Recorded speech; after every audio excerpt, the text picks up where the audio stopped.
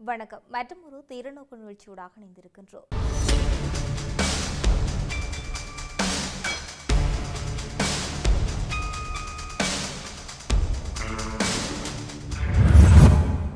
அமெரிக்காவுக்கும் ஈரானுக்கும் இடையில் நிலவி வரும் போர் பதற்றம் தற்போது ஒரு மிகவும் முக்கியமான கட்டத்தை எட்டியிருக்கின்றது.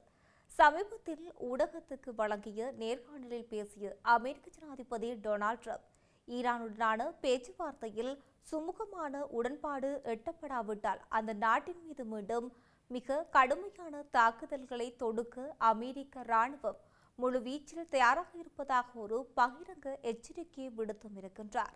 தற்போது நடைமுறையில் உள்ள 2 வார கால தற்காலிக போர் நிறுத்தத்தை அமெரிக்கா மிக சரியாக பயன்படுத்தி கொண்டதாக தெரிவித்த அவர், இந்த இடைவெளியில் அமெரிக்க இராணுவம் தனது போர் தளவாடங்களை புதுப்பித்துக் கொண்டு போதிய அளவு ஆயுதங்கள் மற்றும் அத்தியாவசிய தேவைகளுடன் போருக்கு தயாராக உள்ளதை உறுதிப்படுத்தியும் இருக்கின்றார். இந்த போர் நிறுத்த காலத்தை பயன்படுத்தி அமெரிக்கா தன்னை வலுப்படுத்திக் கொண்டதைப் போலவே ஈரானும் ஓரளவுக்கு தன்னை தயார்படுத்தி இருக்கலாம் என்பதை ஒப்புக்கொண்ட ட்ரம்ப், எதுவாக இருந்தாலும் தனது ஒரு உத்தரவாதத்துக்காக அமெரிக்க இராணுவ வீரர்கள் காத்திருப்பதாகவும் தாக்குதல் தொடங்க அவர் மிகுந்த ஆர்வத்துடன் இருப்பதாகவும் குறிப்பிட்டுள்ளார்.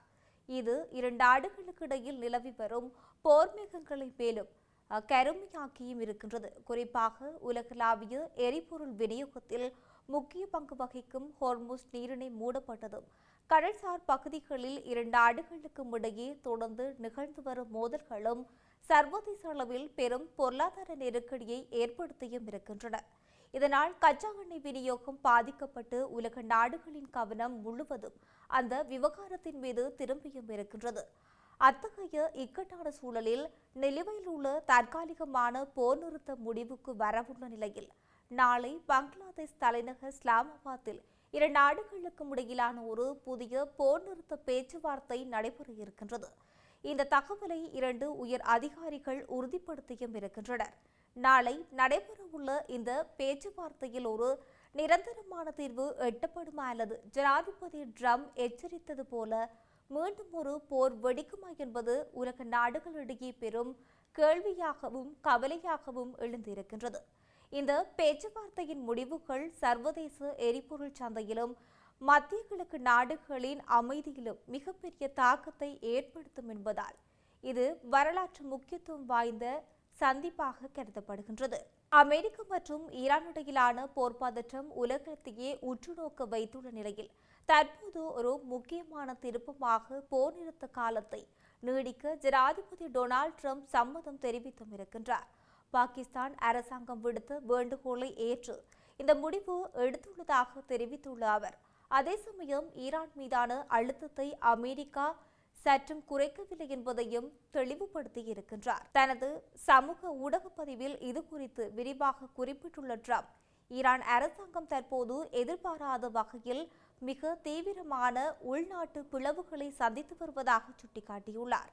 இந்த சூழலில் பாகிஸ்தானின் இராணுவ தளபதி ஃபீல்ட் மார்ஷல் ஆசிம் முனீர் மற்றும் பிரதமர் ஆகியோர் விடுத்த உருக்கமான கோரிக்கையை மதித்து ஈரான் தரப்பில் இருந்து ஒரு ஒருங்கிணைந்த மற்றும் தெளிவான அமைதி முன்மொழிவு வரும் வரை தாக்குதல்களை நிறுத்தி வைக்க அமெரிக்கா இணங்கியும் இருக்கின்றது. இருப்பினும் இது முழுமையான அமைதி அல்ல என்பதையும் ஈரான் தலைவர்கள் ஒருமித்த கருத்துடன் பேச்சுவார்த்தைக்கு வரும் வரை மட்டுமே இந்த சலுகை வழங்கப்படும் என்பதையும் அவர் மிக உறுதியாக பதிவு செய்தும் இருக்கின்றார். ஜனாதிபதி டொனால்ட் ட்ரம்ப் இந்த அறிவிப்பு ஒரு தற்காலிகமான நிம்மதியை தந்திருந்தாலும் ஈரான் துறைமுகங்கள் மீதான அமெரிக்காவின் முற்றுகை தொடர்ந்து நீடிக்கும் என்பது கவனிக்கத்தக்கது.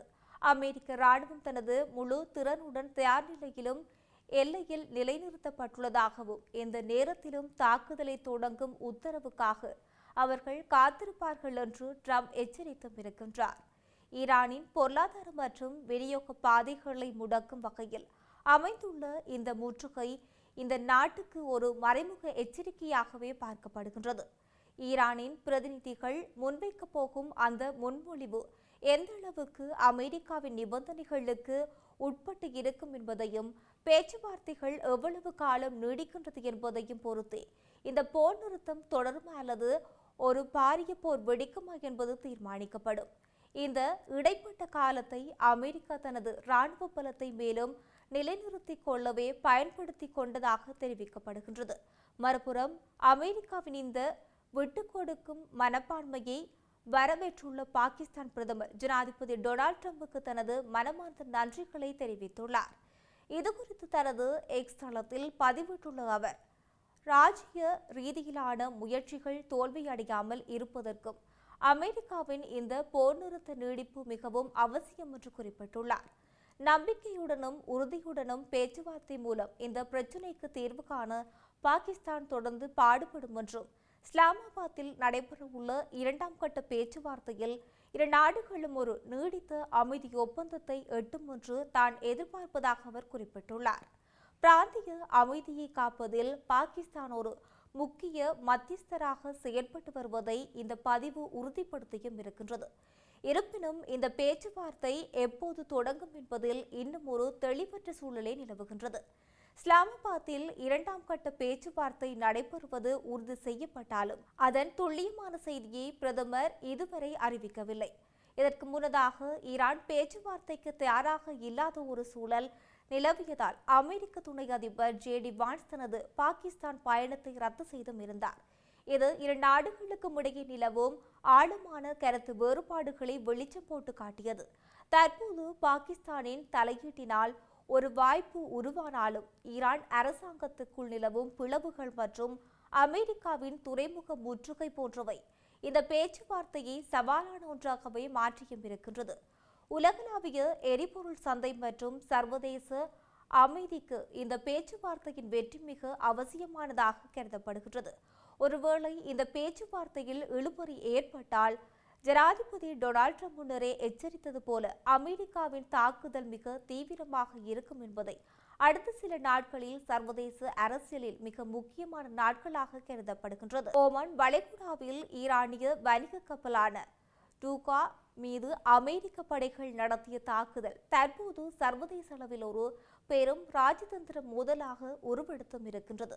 இந்த சம்பவத்தை ஒரு சாதாரண இராணுவ நடவடிக்கை என்பதை தாண்டி கடல் கொள்ளையில் அடையாளங்களை கொண்ட ஒரு சட்டவிரோத செயல் என ஐநாவுக்கான ஈரானிய தூதரகம் மிகவும் கடுமையாக சாடியும் இருக்கின்றது. இது குறித்து ஐக்கிய நாடுகள் பாதுகாப்பு கவுன்சிலிடம் தனது அதிகாரப்பூர்வ கண்டனத்தை பதிவு செய்துள்ள ஈரான் ஐநா பொதுச் செயலாளர் அந்தோனியோ குரோட்டஸ் மற்றும் பாதுகாப்பு கவுன்சிலின் தலைமைக்கு விரிவான கடிதம் ஒன்றையும் அனுப்பியுள்ளது. இந்த கடிதத்தில் அமெரிக்காவின் இத்தகைய விரோத போக்கு சர்வதேச சட்டங்களை அப்பட்டமாக மீறும் செயல் என்றும் உலகளாவிய கடல்சார் பாதுகாப்புக்கு இது ஒரு அச்சுறுத்தல் என்று ஈரான் சுட்டிக்காட்டியும் இருக்கின்றது. கடந்த ஏப்ரல் 19ஆம் தேதி ஈரானிய கடற்படைக்கு மிக அருகாமையில் வைத்து டூகாஸ் கப்பல் வலுக்கட்டாயமாக முடக்கப்பட்டதை சுட்டிக்காட்டியுள்ள ஈரான் ஒரு நாட்டின் எல்லையை ஒட்டியுள்ள பகுதிகளில் பயணிக்கும் அப்பாவி வணிக கப்பல் மீது இராணுவ தாக்குதல் நடத்துவது என்பது சர்வதேச கடல்சார் விதிகளுக்கு எதிரானது என்று வாதிட்டும் இருக்கிறது. இந்த சம்பவத்தின் போது கப்பலில் இருந்த மாலுமிகள் மற்றும் அவர்களின் குடும்பத்தினர் மீது அமெரிக்க படைகள் கட்டவிழ்த்துவிட்ட நடவடிக்கை வெறும் இராணுவ அச்சுறுத்தல் மட்டுமல்ல, இது திட்டமிட்ட உலகளாவிய பயங்கரவாதம் என்று ஈரான் தனது கடிதத்தில் குற்றம் சுமத்தியும் இருக்கின்றது. ஒரு நாட்டின் ஒழுங்குபடுத்தப்பட்ட இராணுவம் செய்ய வேண்டிய செயல்களை செய்யாமல் கடல் கொள்ளையர்களைப் போல அமெரிக்க படைகள் நடந்து கொண்ட விதம் அதிர்ச்சி அளிப்பதாக ஈரான் சாடியும் இருக்கின்றது.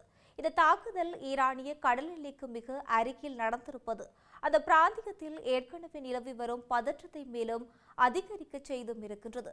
ஓமன் வளைகுடா மற்றும் ஹோர்முஸ் நீரிணை போன்ற முக்கியமான கடல்வழி பாதைகளில் வணிக கப்பல்களின் பாதுகாப்பு கேள்விக்குறியாகியுள்ள நிலையில் அமெரிக்காவின் இந்த நடவடிக்கை சர்வதேச சமூகத்தின் மத்தியில் பெரும் விவாதத்தை ஏற்படுத்தியும் இருக்கின்றது. ஈரான் தனது தரப்பு நியாயங்களை ஐநா சபையில் முன்வைத்துள்ள நிலையில் இதற்கு அமெரிக்கா எந்தவிதமான விளக்கத்தையும் அளிக்கப் போகின்றது என்பதும் ஐநா பாதுகாப்பு கவுன்சில் இந்த விவகாரத்தில் என்ன மாதிரியான முடிவுகளை எடுக்கப் போகின்றது என்பதும் வரும் நாட்களில் சர்வதேச அரசியலின் களத்தில் மிகவும் முக்கியமானதாக பார்க்கப்படுகின்றது. இந்த சம்பவம் இரு நாடுகளுக்கும் இடையிலான ராஜதந்திர உறவுகளில் மேலும் ஒரு விரிசலை ஏற்படுத்தியுள்ளதோடு கடல்சார் வணிக பாதுகாப்பில் புதிய சிக்கல்களையும் ஏற்படுத்தியும் இருக்கின்றது. இந்த விடயங்களானது எவ்வாறு இருக்கலாம் மற்றும் ஒரு திறனோக்கல் நிகழ்ச்சியூடாக இணைந்திருக்கலாம். வணக்கம்.